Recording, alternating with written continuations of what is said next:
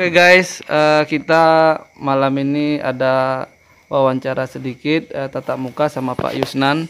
Pak Yusnan Pak ya? Pak Yunas. Pak Yunas ya, Pak Yunas. Jadi beliau akan menceritakan sejarah uraian masalah bagaimana ada desa di tengah hutan Taman Nasional Kerinci Seblat.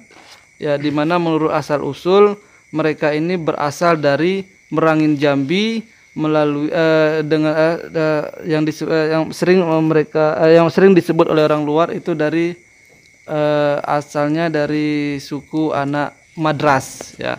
Jadi Pak Yunas akan menceritakan kepada kita malam ini.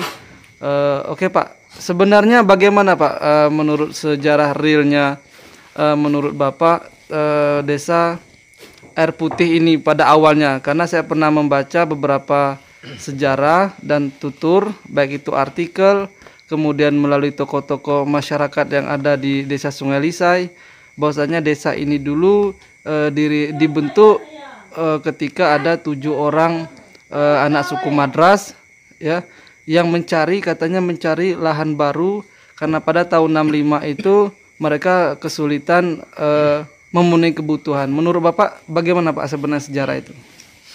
Alhamdulillah, terima kasih atas kemasukan dengan kami atas nama masyarakat Desa Sungai Lisai yang pernah kami pelajari dari berapa keturunan dari nenek moyang kami dulu. Jadi justru daripada nenek moyang kami itu kami tetap menyelusuri tentang masalah perjalanan. Jadi sebagai menjadi pegangan desa Sungai Lisai. Jadi yang awal-awalnya perjalanan nenek kami Rio Blang dari Jawa Mataram itu membawa anak 3 orang. 2 laki-laki, 1 perempuan. Tiba di Palembang, diambil 1 orang, namanya Siti Beri. Induk Depati Yunaudo Pematang Pau. Siti Beri itu dikawinkan dengan Rajo Tiangso. Nah itu menurut sejarah. Jadi Rio Gagah Muda ini berjalan melingkung tanah. Sengkaji tanah yang dilingkung mereka itu bisa anak cucu mereka itu menghuni. Nah, dengan bismillah mereka itu berangkat dari sejurih durian balai, laju ke lubuk lubang Muara Mempiul, laju ke lubuk Pekak, laju ke lubuk Kemumu, mendaki ke genting Sawo Meluncur, menepat ke durian Kabu, laju ke peraduan Bungo, laju ke peraduan Singkur, mendaki ke Bukit Rejak, nerjun ke Batang Asai. Mereka itu merimping lagi ke Bukit Rantai. Mereka itu berjalan lagi laju ke kayu Cupak Sipang Enu, laju ke Aur Berduri, laju ke Betung Manis Masam Sebelah, meniti ke Pematang Punggung Parang. Mereka itu beristirahat sebentar, laju ke Muaro Danau Besar. Maka itu mereka itu berjalan lagi meniti ke Pematang Mipis, laju ke Ulu Singkut Bukit Tigo, nerjun ke Empang Kepayang, itu daerah kita Lebong. Ya, merimping ke Batang Ketaun, beliau itu laju ke Lubuk Batu Bekapak di ilir Jambatan Tunggang. Nah, ada tak batu Lubuk Bekapak itu, Pak? Nah, laju ke Muara Suwo, laju ke Lubuk Manau Kuning, mendaki ke Bukit Barisan, nerjun ke Impubui. Mereka itu berjalan menelusuri perjalanan mereka yang sesuai dengan maksud dan tujuan mereka itu.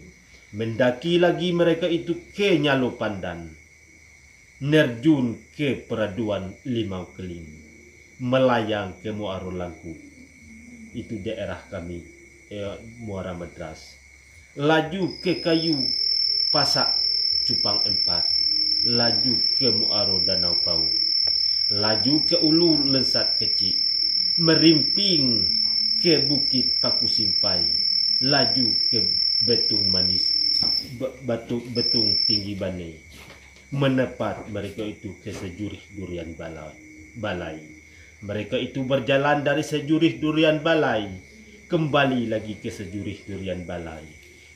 Piagam depati muncak begangan Kito Sungai Lisai.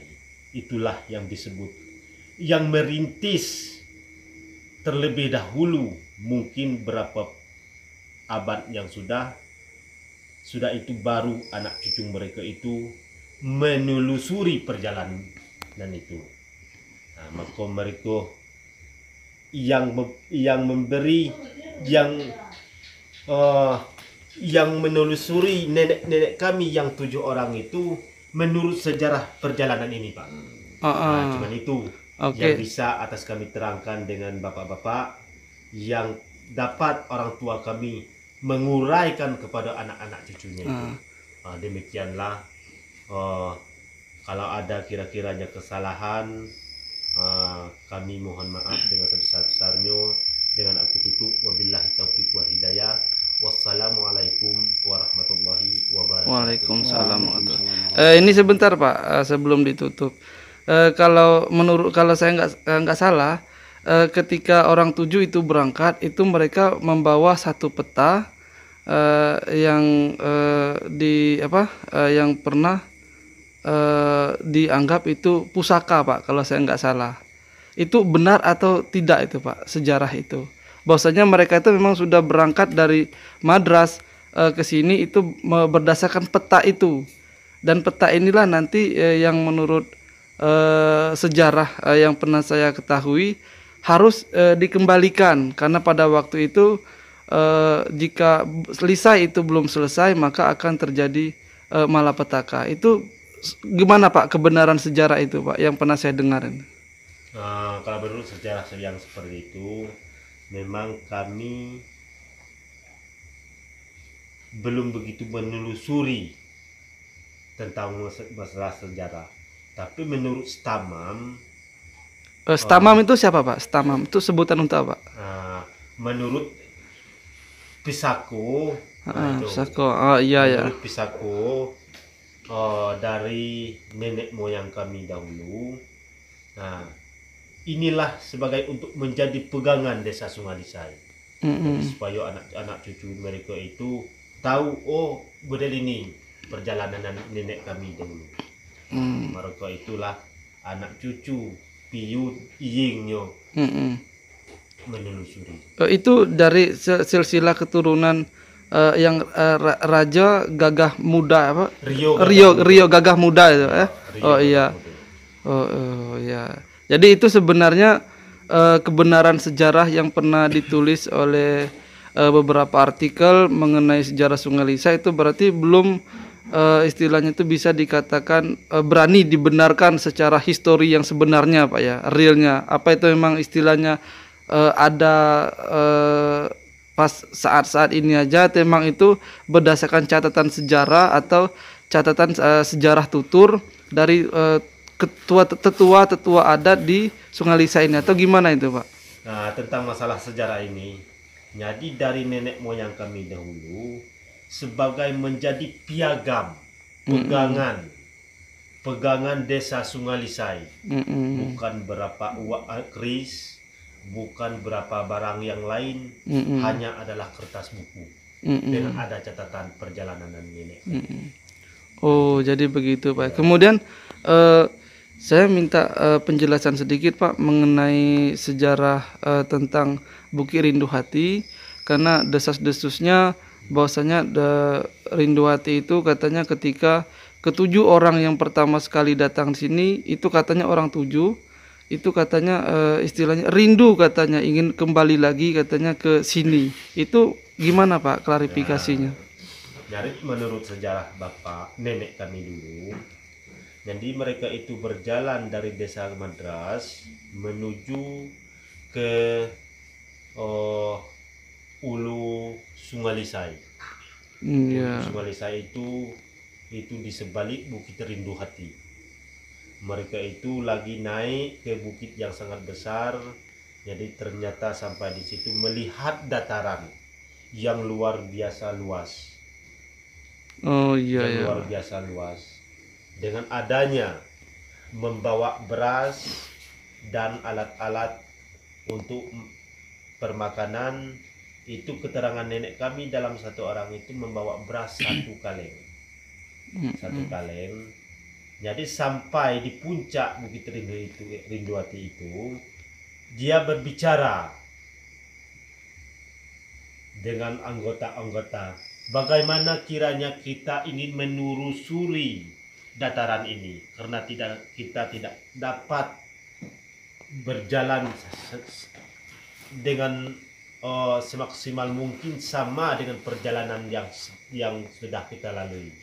Mereka itu berbicara lagi, ini bisa kita cari rotan katanya, kita ulurkan beban, sudah itu kita melusuri akar tersebut, mereka itu dapat turun ke dataran yang ada di Dusun Air Putih. Mereka itu langsung menebas lahan, membawa bibit padi 1 cupak. Setelah ditebas, mereka itu bercocok tanam padi ladang, padi 5 bulan Pak. Nah, padi 5 bulan. Setelah mereka itu bercocok tanam, mereka itu kembali lagi ke Bukit Rindu Hati, berjalan menelusuri jalan yang sudah dilalui itu. Maka itu mereka itu langsung kembali ke Madras.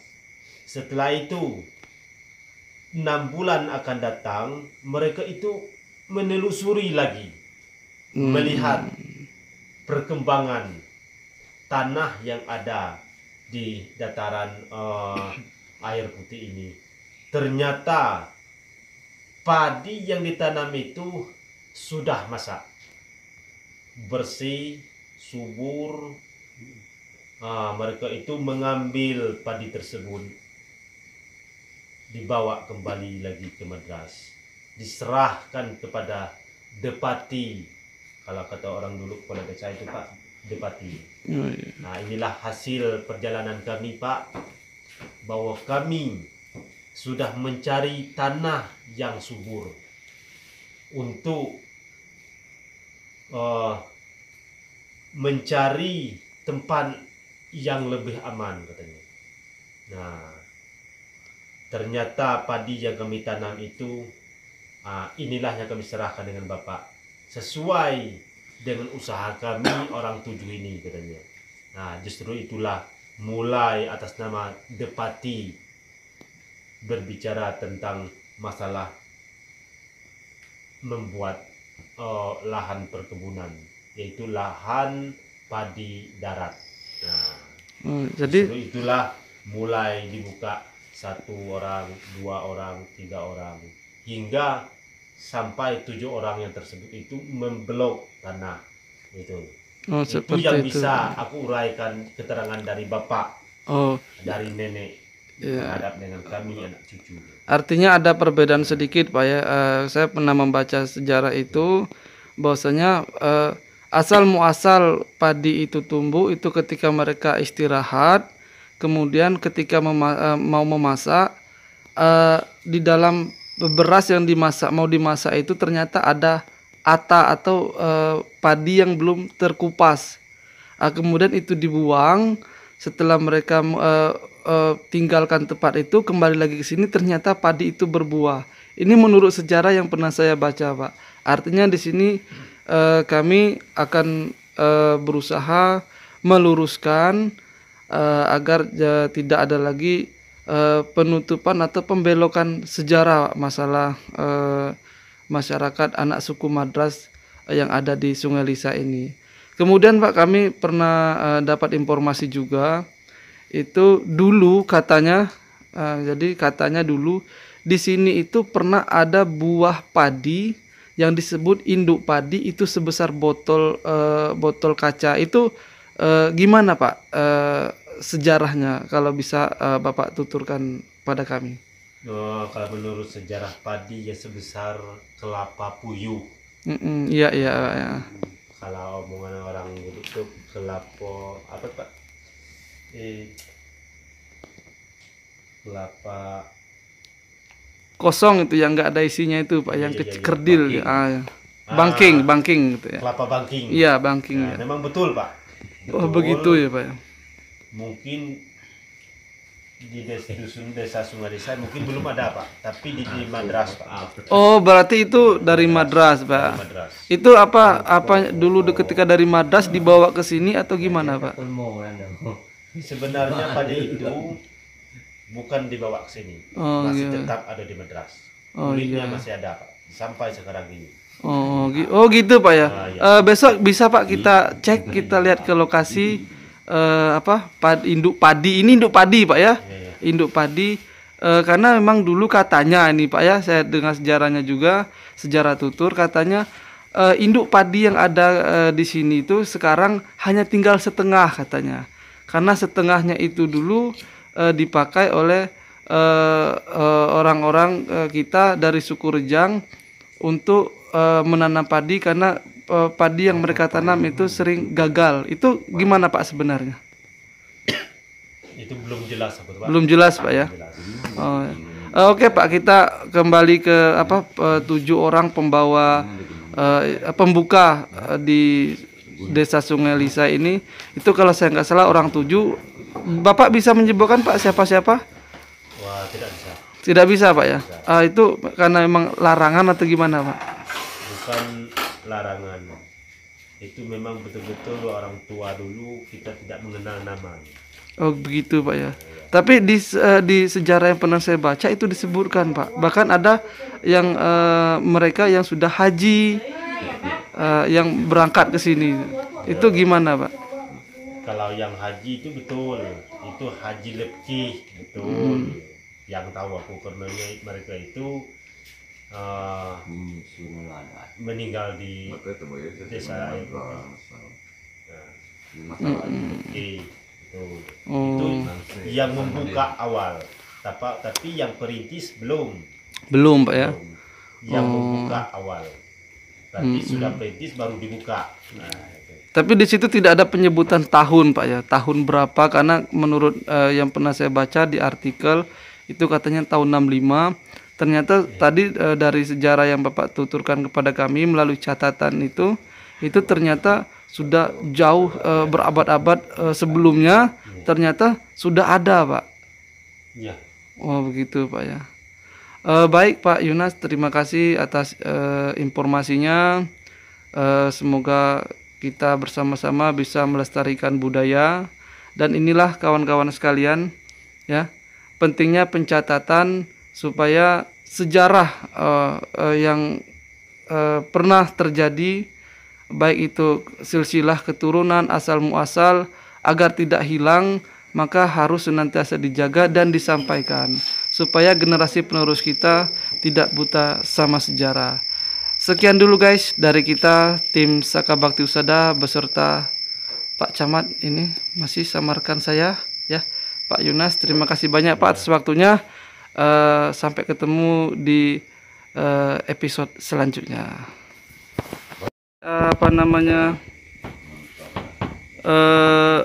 Sungai Lisai, tepatnya Dusun 3 di Air Putih, Lembah Bukit Rinduhati. Oke guys, terima kasih. Oke guys, ini ada satu lagi kita dikasih contoh. Wow, ini sudah ada warna, variasi warna, ada biru, ada kuning. Jadi di sini tidak hanya warna natural, namun sudah ada kreasi yang lain. Ini seperti beronang kecil guys. Ya, manfaatnya untuk apa ini Pak Yunan? Itu kiding. Kiding. Ya, jadi masyarakat kita di sini menyebutnya kiding, ya. Kiding apa kijing, Pak? Kiding. Ya, tapi bukan just kidding ya guys, karena ini bukan candaan, namun sudah bolong guys. Coba perhatikan, ya mungkin digrogoti sama tikus, tapi yang jelas bukan tikus berdasi. Oke, sampai jumpa lagi guys. Di lain kesempatan kami akan memberikan informasi yang bermanfaat. Salam dari Rindu Hati. Ini kami lagi di Desa Sungai Lisai, tepatnya Dusun 3, Air Putih, di Lembah Bukit Rindu Hati. Saat ini kami berserta Pak Camat Pinang Belapis, didamping oleh rekan beliau, Sekcam. Ini rekan saya dari Saka Bakti Husada. Kami sedang menyaksikan secara langsung. Ini sesuatu yang luar biasa menurut kami, karena kita bisa menyaksikan ikan semah, dalam proses pengeringan, artinya disalai. Jika ini diteruskan, dipromosikan, saya yakin ikan salai ini bisa menjadi komoditi untuk meningkatkan minat kunjung wisatawan baik lokal maupun regional untuk datang berkunjung ke desa Sungai Lisai, tepatnya Dusun 3 Air Putih. Ya, ini bisa disaksikan ya, Pak Camat lagi menyicip itu, Pak Camat ya.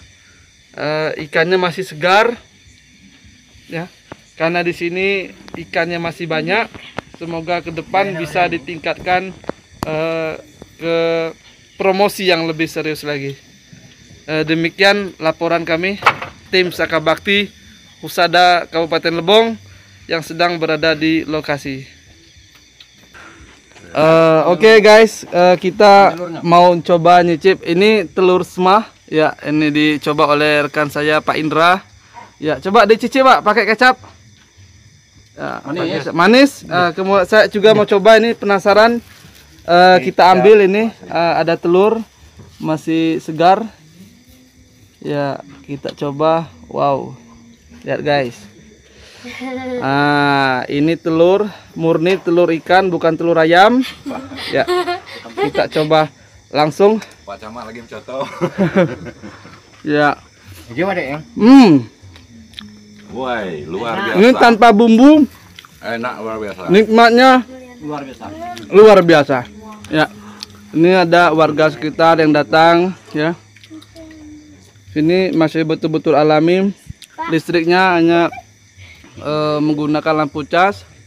Jadi di sini belum ada eksploitasi berlebihan.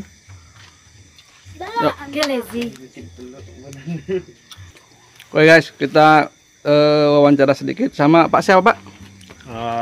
Pak Yunas. Pak Yunas ya. Ini Bapak mendapatkan ikan sebanyak ini Pak, itu dengan alat apa Pak?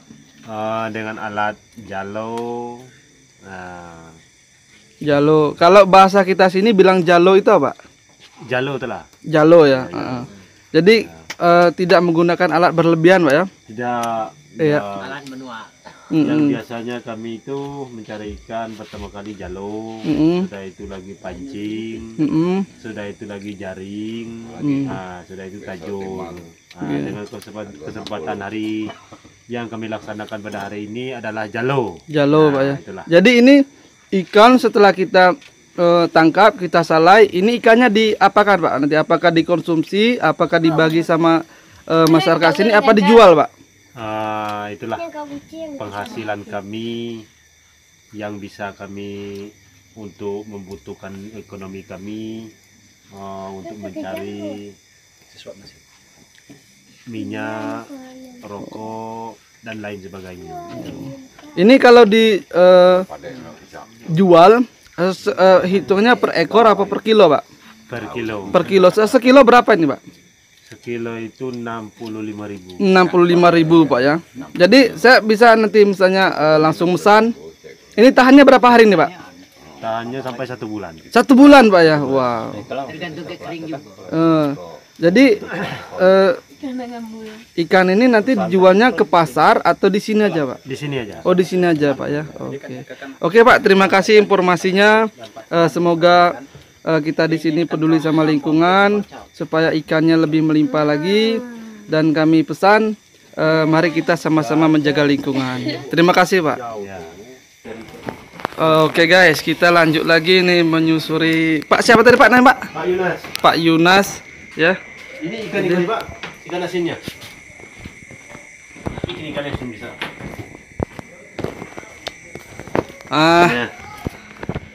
Ini untuk ikan yang tidak disalai, ini beliau mengolahnya menjadi ikan asin.